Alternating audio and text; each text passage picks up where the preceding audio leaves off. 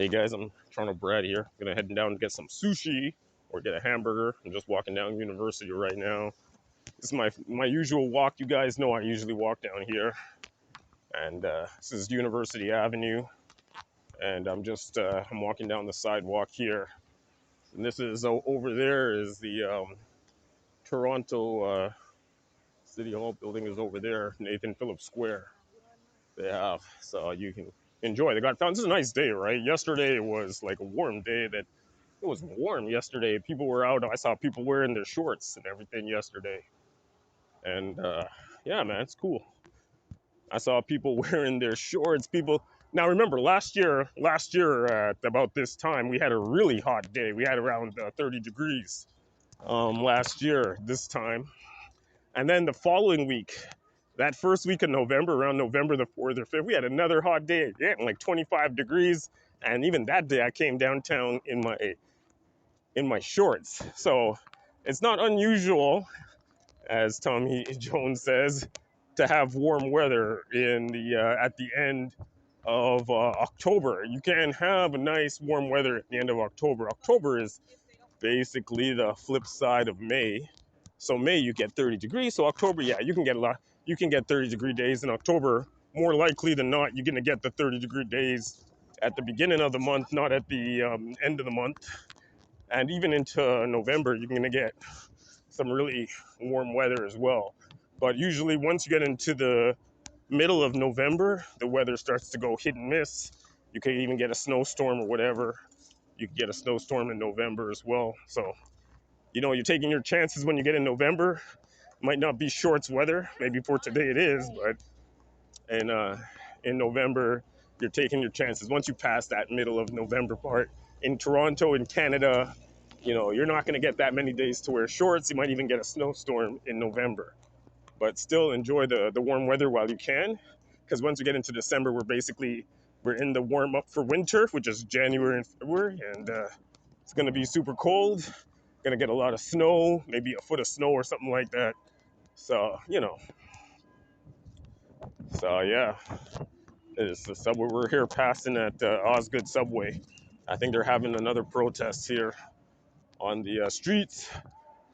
They're having a protest for the Palestine. So you guys, we're gonna get an actual protest going down on the street here. Protest for Palestine. Yeah, look at that. So here we are on Queen Street, and the Palestinians are protesting. Guy, look at that. Wow, they're protesting. They're protesting for Palestine. So right now, Israel is currently bombing the Gaza. So they are very angry about that, and everybody, I guess, is pretty angry about it. And people are wondering, why isn't Israel being charged with war crimes when Russia did not even half of what Israel's doing? Like, I don't remember Russia bombing and killing 10,000 people and getting any of this, the same type of treatment that these guys are doing. Russia didn't do anything like that, and Israel can do it ad hoc, whatever it wants, because it's backed by the U.S., but maybe to only in a point, because the problem for Israel is that the United States, a lot of its economy is run on oil, and their main benefactors for the United States when it comes to oil are the Arab countries. And so at one point, the Arabs, if they really want to stand for the Palestinians, they'll say to the United States, we're going to cut off your oil. Will they cut off the oil for the United States? That's for the Arabs to decide. They have to decide if they're going to shut off the oil and say to the United States, we're not going to give you oil if you continue to back Israel. But so far, the Arabs haven't done that. But it's the prerogative of the Arabs to stop Israel by stopping the oil to the United States. Stopping that oil getting on the global market stops the United States. It stops Israel. They have the the Arab countries have a powerful hand to play in stopping the conflict in the Middle East. They can stop the conflict very easily. But it's just, do they have the will? Do they have the financial will to stop the United States? So, so long as the Arab countries don't cut off the oil to the United States, don't cut off the oil to Israel, then the Arab countries can't blame Israel for what's going on in Gaza. You know, the Arab countries got to be like, stop bombing Gaza, or we're going to cut off the oil. It's simple to do, but do they have the fortitude? Do they have that fortitude in their stomach to say to Israel, to say to the United States, we're going to cut off your oil if you keep bombing Gaza? So far, I haven't seen one Arab country say that. I haven't seen one Arab country say to Israel or to the United States, we're going to cut off your oil. If you cut off the oil, you stop Israel. It's easy to do. It's easy to do. But these guys, they have their own self-interest. Now, there's another thing that's going on too. They're trying to cleanse Gaza, but obviously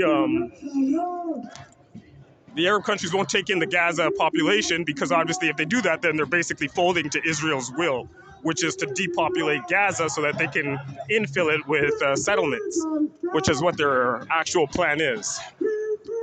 So, but anyways, that's just my point of view. As I'm waiting here for the protest to pass.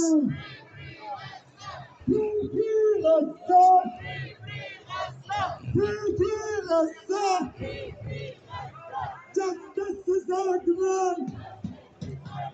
No peace is not the land. Justice is our demand. Justice is our demand. Everyone just behind the truck. Everyone behind the truck, please. Behind the truck. Everyone behind the truck, please. Behind the truck. So you see my point of view already. You know, they're here protesting in Canada. What they need to do is protest to Saudi Arabia and tell Saudi Arabia to cut the oil to the United States. Tell Saudi Arabia cut the oil. Tell Saudi Arabia cut the oil to the global market. Then you will see how fast the United States will fold. It's not easy. It's not hard to figure out. It's economics. You cut the oil, you stop the beast.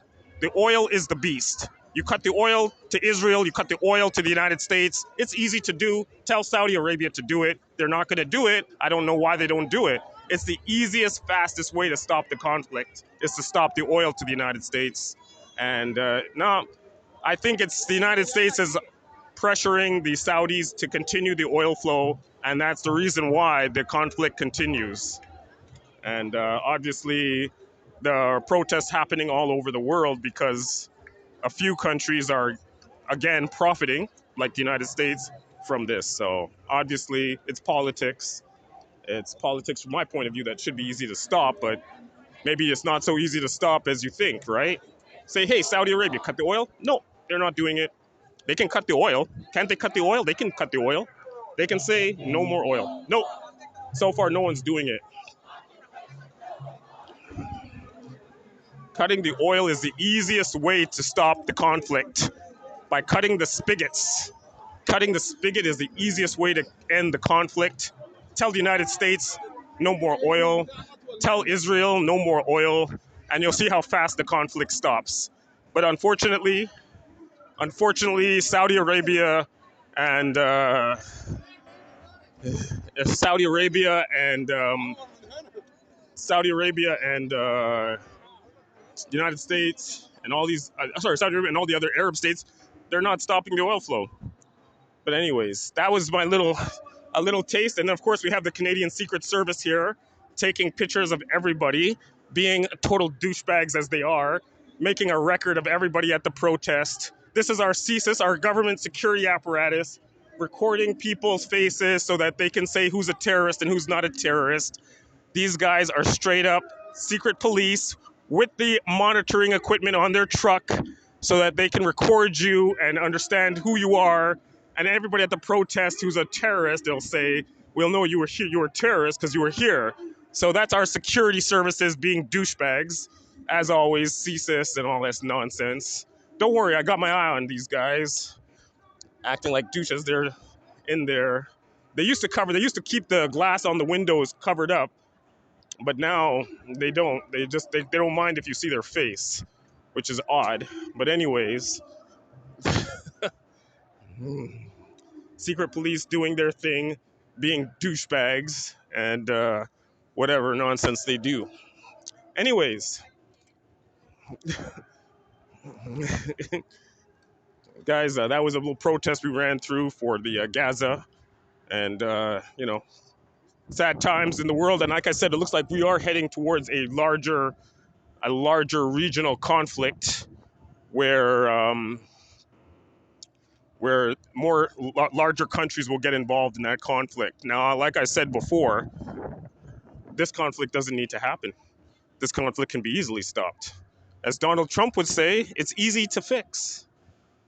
You can just tell Saudi Arabia to cut the oil to Israel, cut the oil to the United States, and the conflict is solved. Because the United States will fold under that type of pressure. But that's life. Life in the big city, man. Oh, these guys here, this cafe, they got hounded by the protest last week. The entire protest came by this cafe, so they had to set up a special command post here. But last week the weather was warm enough, I think, that you could have sit on the cafe, but they can't do it this time around. So they put some security there at the cafe so people could enjoy, because they knew there was probably going to be another protest today. But anyways, just giving you guys my point of view on what's happening in the world. And my recommendation for everybody in Canada is to vote for the People's Party of Canada. Don't follow for the World Economic Forum nonsense, the Soros narrative, the globalist narrative. Vote for independent thinkers for a truly free Canada. You need to vote for a country that's for the Canadians, not for the actual economic interest and the global interest of the Swiss-backed corporate. Use this, man. So that's my recommendation to you guys. If you're in Canada, vote for the People's Party of Canada. Don't vote for anybody else. Don't vote for the Liberals or the Conservatives. Vote for people that are hopefully going to break the peddling and the influence of the globalist cabal over our country. Anyways, guys, so we're just walking down here. I'm gonna go and grab some sushi. I'm gonna grab some sushi and maybe a hamburger or something like that. We're gonna get something good to eat. Here we are downtown Toronto. We're at King Street right now, and we just walked through that major demonstration for the people of Gaza.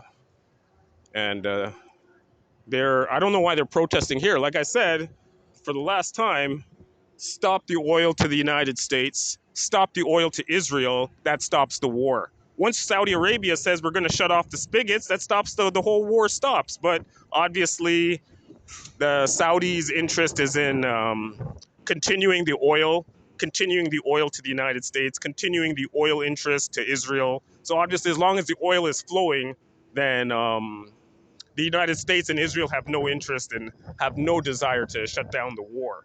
But if they shut off the oil, if Saudi Arabia straight up and says, hey, that's it, shut the oil off, then you'll see how quickly the conflict ends there, But anyways, that's just my point of view, guys. I'm just giving you my perspective here. It might not be the perspective that you like, but it is the perspective that I have about this conflict that's going on in the Middle East, And I'm just giving you cut the oil, cut the head of the snake. The United States, they love oil. You cut that oil off, the United States will do what you want. But obviously, you got to have some cojones. You got to have the gumption to say we're going to tell the United States to cut off your oil. But if you don't cut off the oil, the conflict's going to go on. The killing's going to continue. You know what I mean? It's easy peasy, as Donald Trump would say. But obviously, that's gotta be for the people in power in those countries that control the oil to make that decision to say we're going to cut off your oil. They haven't made that decision yet.